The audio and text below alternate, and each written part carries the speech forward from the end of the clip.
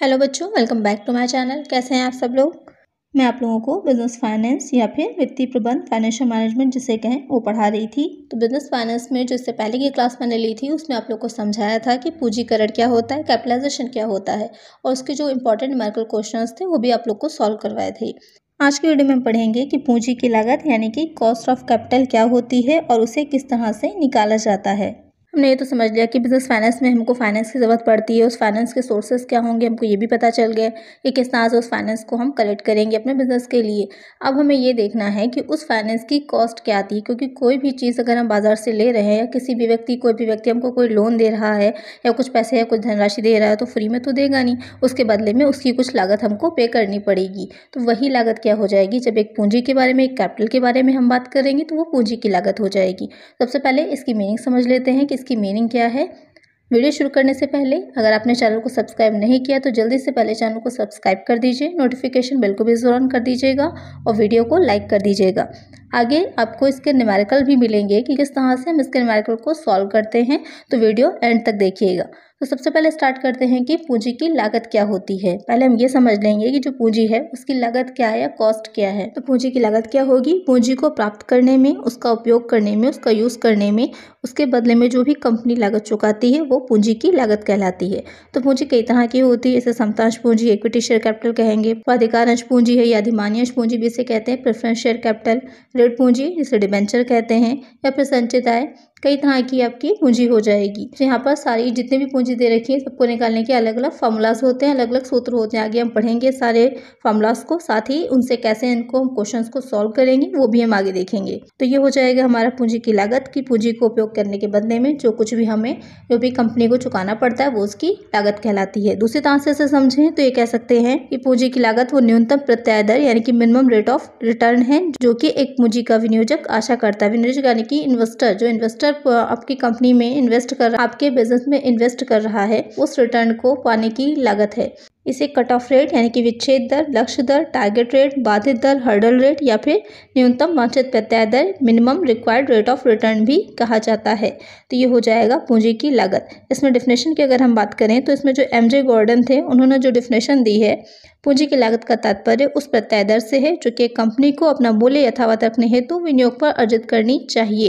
यानी कि जो भी विनियोग कर रहा है, जो भी इन्वेस्टमेंट हो रहा है, उस पर जितनी रेट ऑफ रिटर्न होनी चाहिए उसी की लागत या वही चीज़ क्या कहलाती है, पूंजी की लागत कहलाती है। The cost of capital is the rate of return a company must earn on an investment to maintain the value of the company. ये इनकी डिफिनेशन है, किसकी हो जाएगी, एमजे गॉर्डन की। तो अगर पूंजी का अर्थ लिखने को आता है, अगर आपका डिस्क्रिप्टिव पेपर हो रहा है तो वहां पर आप मीनिंग के साथ साथ उसकी एक डिफिनेशन भी देनी पड़ती है। नेक्स्ट आइए देखते हैं कि पूंजी की लागत कितने तरह की होगी या कितनी तरह की पूंजी हमको चाहिए होती है या कितने ऑप्शंस अवेलेबल होंगे मार्केट में हमारे पास, उनसे अपना पूंजी ढांचा या पूंजी स्ट्रक्चर बना सकते हैं और उसकी लागत क्या होती है। तो ऋण पूंजी हो जाएगी, डेब्टर बोरोड कैपिटल। इसमें भी दो तरह की रहेगी, एक आपकी शोध ऋण पूंजी होती है, दूसरी अशोध ऋण पूंजी होती है। दोनों के निकालने के फॉर्मूलाज भी अलग अलग होंगे। फिर आ जाता है अधिमानंश पूंजी, प्रेफरेंस शेयर कैपिटल, या फिर आप इसे अधिकारांश पूंजी भी कह सकते हैं, समतांश पूंजी, इक्विटी शेयर कैपिटल, और फिर आ जाता है प्रतिधारित लाभ, रिटेन अर्निंग। ये चार तरह के आपके विकल्प हो जाते हैं पूंजी प्राप्त करने के।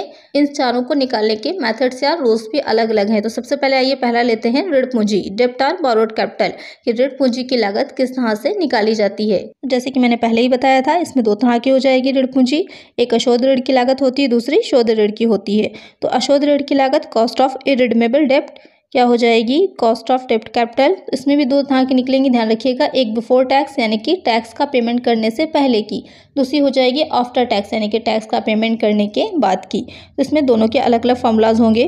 तो सबसे पहले तो हमें यही निकालना होगा कि कॉस्ट ऑफ डेब्ट कैपिटल बिफोर टैक्स कितनी है। तो इसका फॉर्मूला हो जाएगा IP upon NP into 100। IP क्या होगा, इंटरेस्ट पेएबल, दे ब्याज, देयता की ब्याज आपको पता होगा, जब हम ऋण ले रहे होते हैं, जो हम डेब्ट लेते हैं तो उस पर हमको ब्याज देना होता है, इंटरेस्ट देना होता है। जो अंश पूंजी होती है उस पर डिविडेंड दिया जाता है। उसके बाद NP क्या हो जाएगा, NP हो जाएगा नेट प्रोसीड यानी कि शुद्ध प्राप्ति, कितने की प्राप्ति हो रही है, क्वेश्चन में आपके दे रखा होगा। उसके बाद हम जब इसको निकालेंगे आफ्टर टैक्स, तो सबसे पहले तो जो हमने कॉस्ट ऑफ डेब्ट निकाल रखी थी बिफोर टैक्स की वो ले लीजिए, मल्टीप्लाई बाय क्या हो जाएगा 1 माइनस टैक्स रेट। आपके क्वेश्चन में टैक्स रेट दे रखा होगा, उसी से आपको इसे सॉल्व करना है। आगे जब हम उसको क्वेश्चन सॉल्व करेंगे तो वहाँ पे हम समझेंगे कि कैसे इसे हम निकालते हैं। जो एनपी है, नेट प्रोसीड है, उसकी वैल्यू कैसे निकाली जाएगी। आपको पता ही होगा जो डिबेंचर होते हैं, ऋण पत्र होते हैं, वो 3 तरह से निर्मित किए जाते हैं। एक हो जाएगा सममूल्य पर, ऐड पर, दूसरा हो जाता है डिस्काउंट पर, कटौती पर, ऐड प्रीमियम, ब्याजी पर। तो तीनों में ही क्या होगा, जो एनपी होगी, नेट प्रोसीड होगी, अलग अलग हो जाएगी। जो ऐड पर यानी कि सममूल्य पर हम निकालेंगे तो जो इशू के एक्सपेंसेस होते हैं, जो फेस वैल्यू आपको क्वेश्चन में दे रखी होगी, जैसे कि 100 रुपीज का एक डिबेंचर है, उसको इशू करने में जैसे कि 10 रुपए के चार्जेस आए हैं कि 10 रुपए उसको इशू करने में लगे, तो उसको हम लेस कर देंगे तो हमारी क्या निकल आएगी, नेट प्रोसीड निकल आएगी। इसी तरह जब डिस्काउंट की बात आएगी तो वहां पर हम निकालने के लिए क्या करेंगे, जो फेस वैल्यू होगी उसमें से एक्सपेंसेस और प्लस जो डिस्काउंट होगा दोनों को लेस कर दिया जाएगा। उसके बाद जब प्रीमियम पर होगा तो वहां पर निकालने के लिए क्या करेंगे, जो प्रीमियम होगा वो ऐड हो जाएगा और जो एक्सपेंसेस किए गए होंगे उसे हम लेस कर देंगे तो हमारी नेट प्रोसीड निकल आएगी। जब आप आगे क्वेश्चंस लगाएंगे तो बहुत इजी होगा, आपको याद हो जाएगा वो चीज़ें, तो बार बार समझने की ज़रूरत आपको नहीं पड़ेगी। उसके बाद अब आइए देख लेते हैं, अलग से भी नीचे मैंने डिटेल में इसको दे रखा है आपको समझाने के लिए कि अगर हम ऐड पर वैल्यू पे होगा तो किस तरह निकलेगी, face value of debenture minus expenses of issue. और जब आपका प्रीमियम पे दे रखा होगा, प्रीमियम ऐड कर दीजिए और एक्सपेंसेस लेस कर दीजिए। और जब डिस्काउंट पे दे रखा होगा तो वहाँ पर इशू ऑफ डिस्काउंट और जो भी साथ में एक्सपेंसेस होंगे दोनों ही लेस हो जाएंगे। बहुत ही आसान है, सिंपल सा है, आपको समझ में आ गया होगा कि नेट प्रोसीड किस तरह से हम निकालते हैं। तो इस तरह से हम जो ऋण पूंजी की अशुद्ध ऋण पूंजी की लागत है उसे निकाल लेंगे। आइए देखते हैं एक न्यूमेरिकल सॉल्व करके कि इसे कैसे निकाला जाता है। जब आप न्यूमेरिकल इसका सॉल्व करेंगे तो ज़्यादा आसानी से आपको ये फॉर्मूला समझ में आ जाएगा। पहला क्वेश्चन लेते हैं। एक कंपनी 200 रुपये वाले 1060% ऋण पत्रों को निर्माण करती है। निर्माण की लागत 20 रुपये प्रति ऋण पत्र है। पूंजी की लागत ज्ञात कीजिए। A company has issue 1007% debenture of 200 rupees each. Cost of issue is ₹20 पर debentures. Calculate cost of capital. Question में आपको कुछ इन्फॉर्मेशन दे रखी है। क्या चीजें हैं कि 200 रुपये वाले 1000 शेयर्स हैं जिनका जो इंटरेस्ट रेट है कितना है 7%, और साथ ही उसको जो निर्माण किया है तो उसकी लागत कितनी आई है 20 रुपीज़। इशू जो हमने बताया था आपको एक्सपेंसेस ऑफ इशूज या फिर इसको फ्लोटिंग चार्जेस भी कहते हैं, ध्यान रखिएगा, तो वो हो जाएंगे 20। तो सबसे पहले क्या करेंगे, इसको निकालने के लिए सबसे पहले हम क्या करेंगे, जो भी फॉर्मूला था हमारा इसको निकालने का उसको लिखेंगे। फॉर्मूला क्या हो जाएगा, यहाँ पर जो कौन सा फॉर्मूला लगेगा, क्योंकि टैक्स के बारे में कोई बात नहीं कर रहा है तो यहाँ पर हम जो बिफोर टैक्स का फॉर्मूला है वही अप्लाई करेंगे, क्योंकि क्वेश्चन में आपसे क्लियरली कुछ भी नहीं बताया है कि आपको आफ्टर टैक्स निकालना है या फिर बिफोर टैक्स निकालना है। तो इसके लिए हम अपना जो बिफोर टैक्स का फॉर्मूला था वही रखेंगे।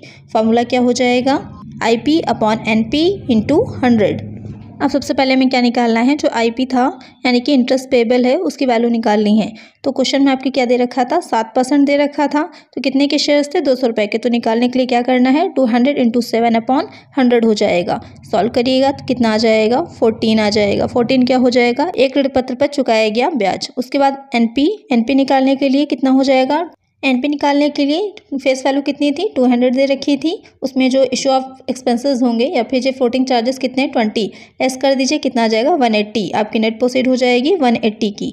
अब इसके आगे हम अपना फॉर्मूला रखेंगे। इंटरेस्ट पेबल आ जाएगा 14 अपॉन नेट प्रोसीड आ जाएगी 180 × 100 हो जाएगा। अब इसे हम सॉल्व करेंगे तो कितना आ जाएगा, डिवाइड करेंगे, आ जाएगा हमारा 7.78%। यही हो जाएगा हमारा answer, cost of capital. I hope आपको अच्छे से समझ में आ गया होगा कि इस तरह के क्वेश्चंस को कैसे सॉल्व किया जाता है।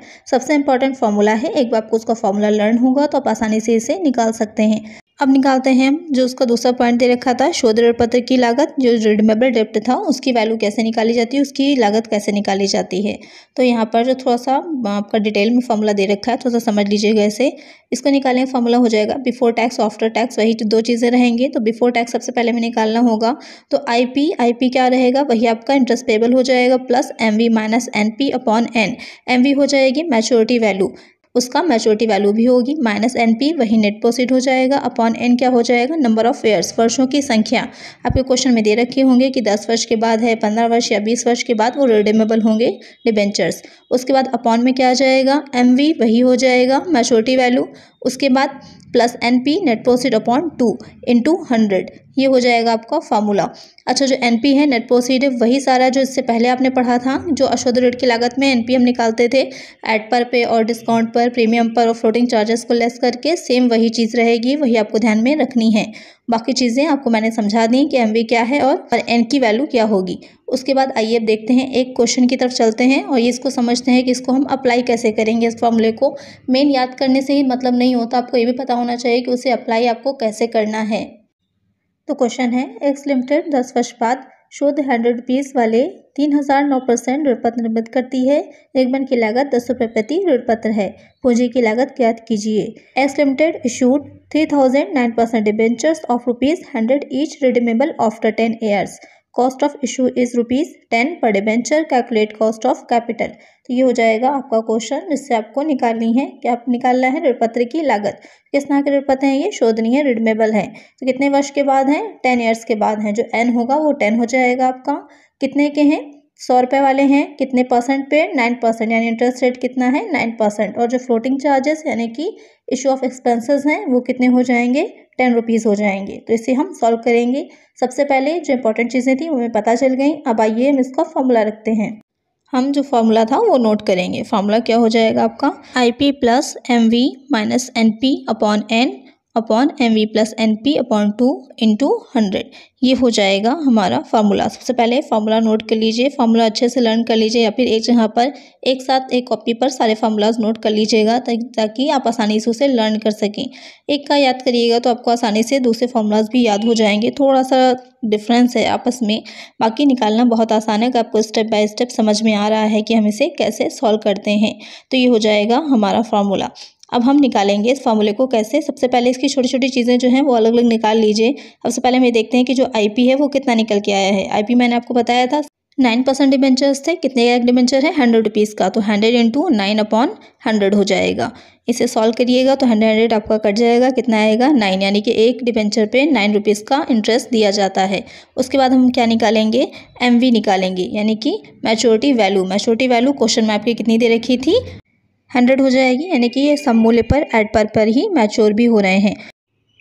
उसके बाद हम NPA की वैल्यू निकालेंगे। नेट प्रोसीड की वैल्यू यही निकालने के लिए 100 रुपीज़ आपका डिबेंचर का दे रखा था। और कितनी थी निर्माण की लागत? निर्माण की लागत हो जाएगी 10 रुपीज़। फ्लोटिंग चार्जेस हो जाएगा 10 रुपीज़। लेस कर दीजिए, नेट प्रोसीड आ जाएगी 90। उसके बाद N नंबर ऑफ ईयर्स कितने दे रखे हैं क्वेश्चन में? 10 दे रखे हैं, तो 10 हो जाएंगे। 10 ईयर्स लिख लीजिए। अब हमारे पास सारी जितनी भी रिक्वायरमेंट्स थी हमने नोट कर ली। अब हम क्या करेंगे? अपना फॉर्मूला रखेंगे। फॉर्मूला वही है हमारा। सबसे पहले जो फॉर्मूलाज में जो भी चीज़ें हैं वो इनपुट कर दीजिए। IP 9 हो जाएगा, MV हो जाएगा 100 माइनस NP कितना हो जाएगा? 90 अपॉन में नंबर ऑफ ईयर्स कितने थे? 10 लिख लीजिए। उसके बाद डिवाइड का साइन लगा देंगे। फिर MV वही क्वेश्चन में आपके 100 दे रखा था, प्लस हो जाएगा NP कितनी वैल्यू है? 90 अपॉन हो जाएगा 2 इंटू हो जाएगा 100। अब आगे क्या करेंगे सॉल्व करने के लिए? 9 को वैसे ही लिख लेंगे, प्लस का साइन लगाइए। 100 में से 90 माइनस होगा, कितना आ जाएगा? 10 आ जाएगा। 10 लिख लीजिए। अपॉन में 10 हो जाएगा, अपॉन हो जाएगा फिर 100 प्लस 90 कितना हो जाएगा? 190।